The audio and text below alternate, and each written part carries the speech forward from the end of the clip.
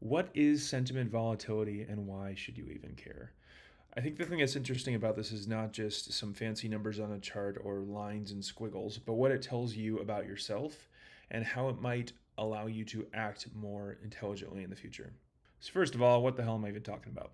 So I have noticed this trend the more I've went through people's data and the aggregate Bitcoiner data as a whole, that their mood is significantly more volatile when they first start posting comparatively to later. Currently looking at the sentiment data for Jack Mallers right here, who's been tweeting about Bitcoin for a very long time.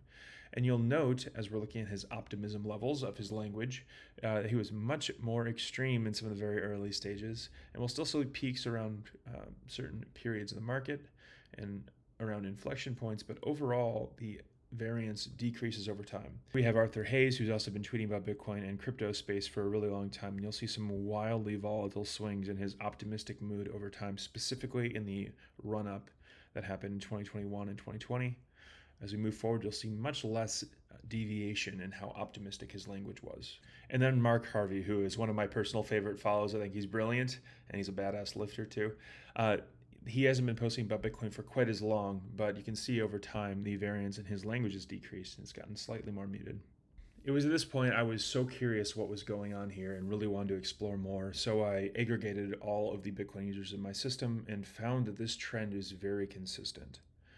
We're looking at the exact same metric, but across every single one of these users that I've ingested, and you'll see the variance in their sentiment, the mood of optimism here specifically, and how that changes over time. And it's actually gotten less volatile. Of course, Sully, this is what's just going to happen. Bitcoin gets less volatile over time. Of course, the users' moods would as well, and how much they are posting optimistically about it. I don't think that's the entire explanation, especially because as we look forward in time, some of the newer Bitcoin treasury investors stomached a lot more volatility than even happened in like the 2021 era. But even still, the sentiment swings aren't quite as large. This is surely multivariate, and I cannot give you a definitive answer, at least not yet. But I want to show you that this happens across a multitude of different sentiments and moods, too. Here we're looking at confusion, which also is much higher variability earlier on and decreases as time passes. Same even for things like sadness that we're looking at here. And even gratitude, which has turned out to be one of the more interesting sentiment data pieces that I've found.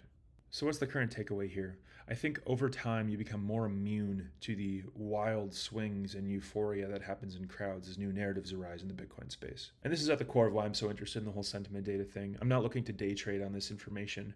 I'm just trying to use it to form a better and more accurate worldview and see what narratives are going wild and if I should fade them or accept them.